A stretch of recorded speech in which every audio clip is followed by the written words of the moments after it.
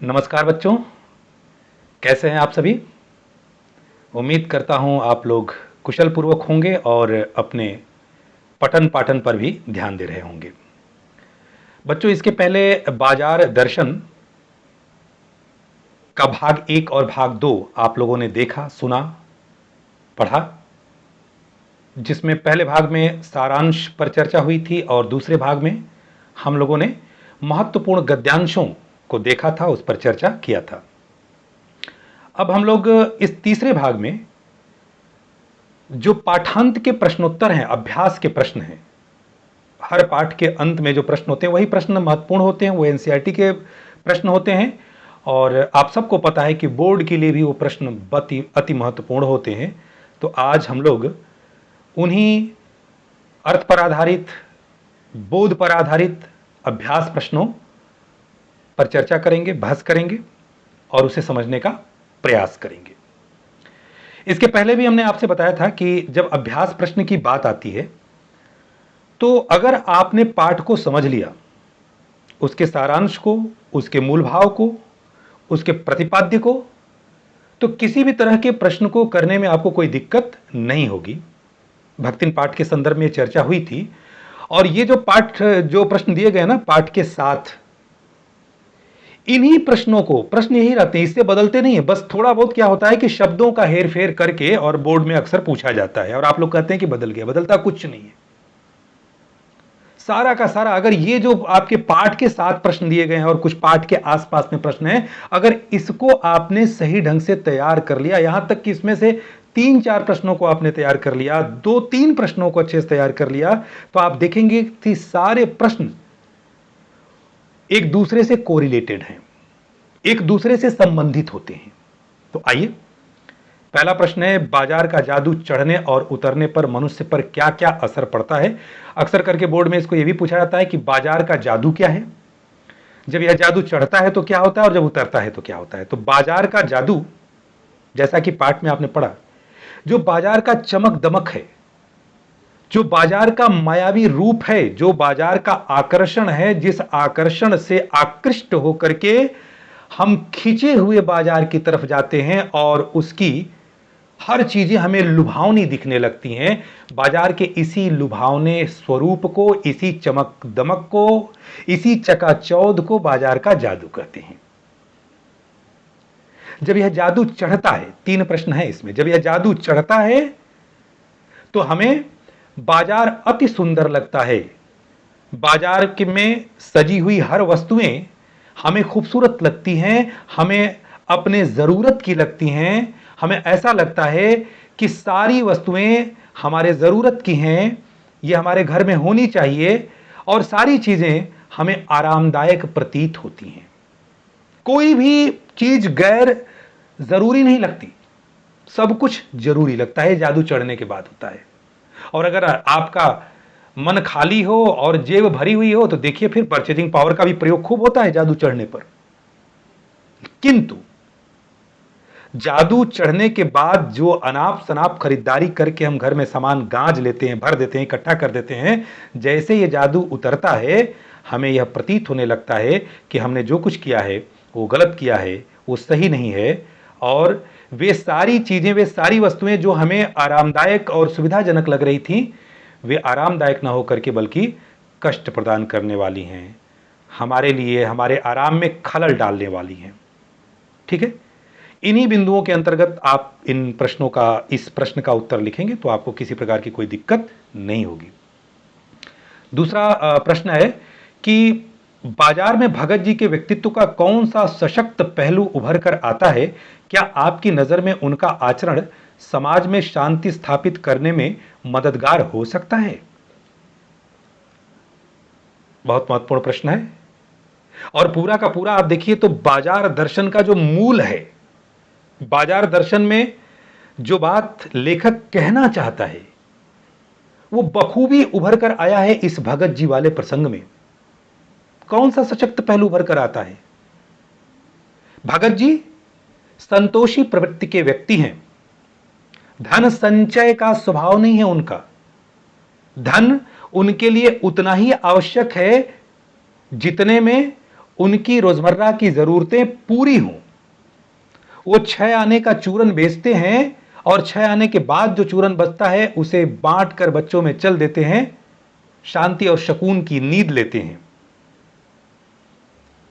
तो ये सबसे सशक्त पहलू है। उनका मन खाली नहीं है, उनका मन भरा हुआ है। जब वो बाजार जाते हैं तो बाजार की सुंदरता उनको सुंदर लगती है, किंतु उनको आकृष्ट नहीं कर पाती। उनके लक्ष्य को, उनके मार्ग को वो बदल नहीं पाती है। बाजार का आकर्षण उन्हें खींच नहीं पाती है, जबकि बाजार की सुंदरता उनको भाती है।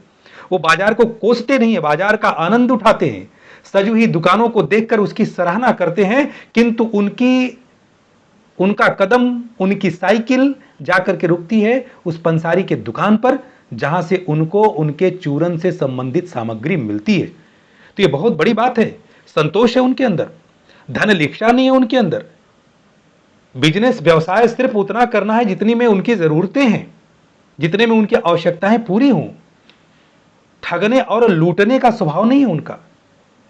बाजार में मन भर करके जाते हैं और इसलिए पूरा बाजार भरा का भरा रह जाता है, सजा का सजा रह जाता है। उसको देखते हैं, सराहते हैं, मन ही मन खुश होते हैं, लेकिन किसी प्रकार की न तो अनाप शनाप खरीदारी करते और न ही किसी प्रकार की निराशा और कुंठा की खरीदारी करते हैं। यह भगत जी का स्वभाव का सबसे सशक्त और मजबूत पहलू है।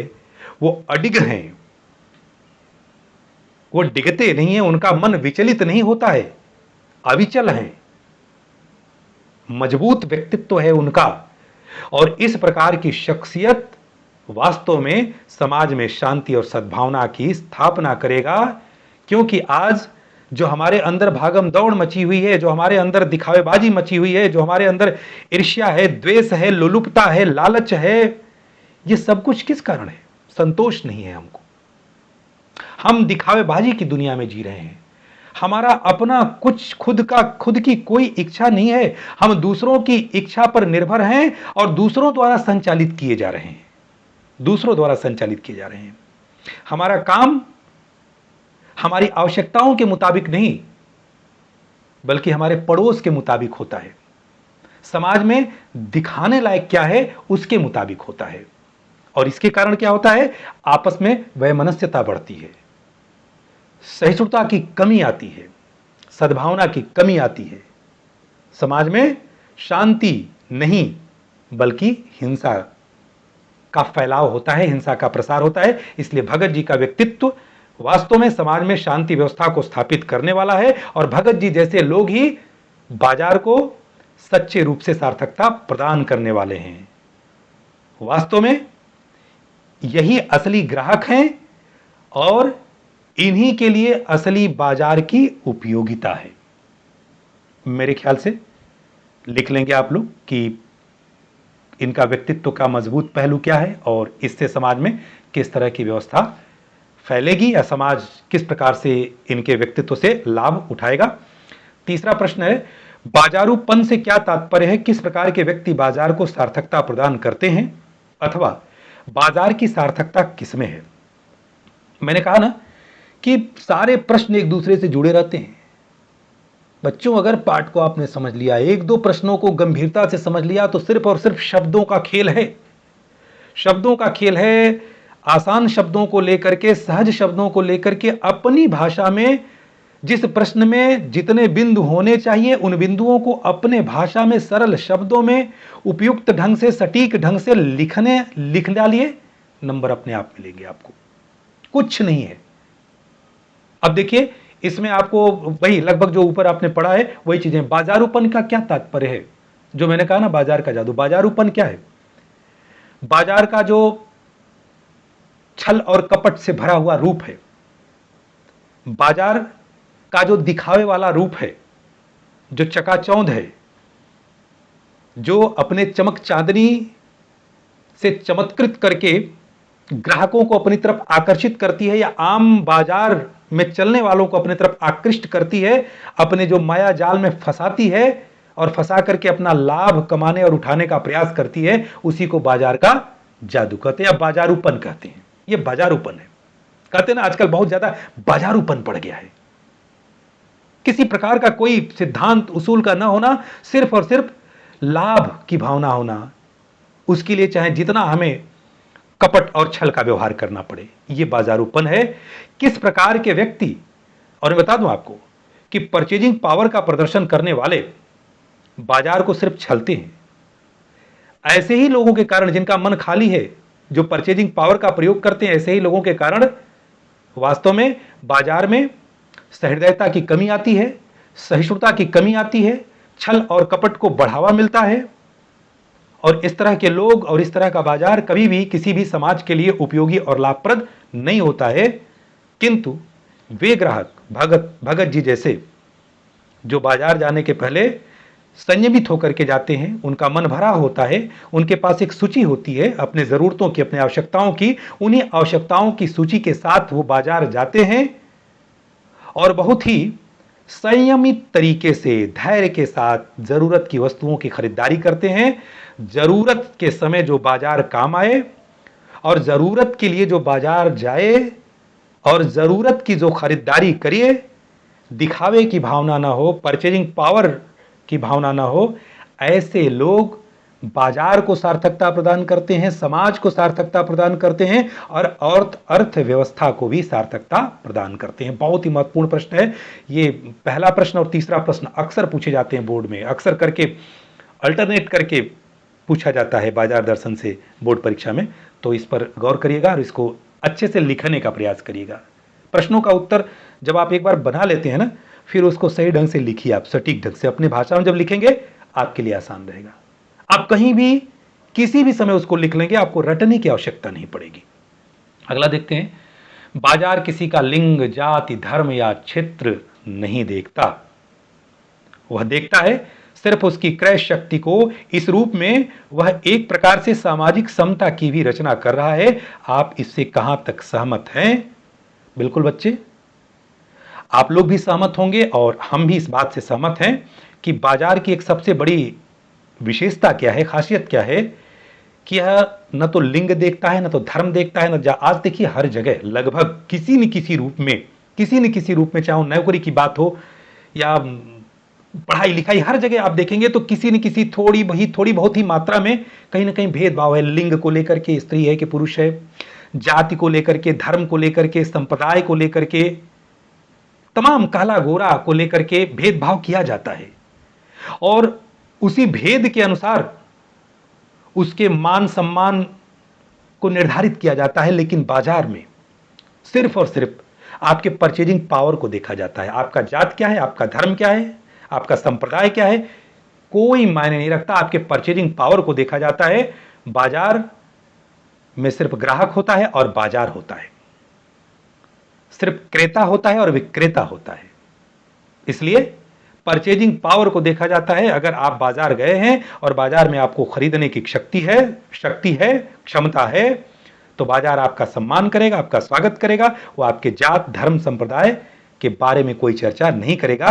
तो इस लिहाज से अगर देखा जाए तो समाज में आज का जो बाजार है वो समरसता की स्थापना करता है, जहां पर प्रत्येक व्यक्ति अगर पॉकेट भरा है उसका, तो वो समानता के व्यवहार से वहां पर सम्मानित होता है और समानता के व्यवहार का वहां पर अनुभव करेगा। बाजार बेजोड़ स्थल है इस मामले में, सद्भावना के मामले में, समता के मामले में। किंतु इसी के साथ साथ एक खाई तो पैदा ही करता है, अमीरी और गरीबी का। यह सही है कि जाति, धर्म और रंग के आधार पर भेदभाव नहीं करता है, लेकिन आर्थिक दृष्टिकोण से तो बाजार भेदभाव करता ही है। जितनी परचेजिंग पावर आपकी है, जितनी क्षमता आपकी है, उसी क्षमता के मुताबिक आपका मान सम्मान।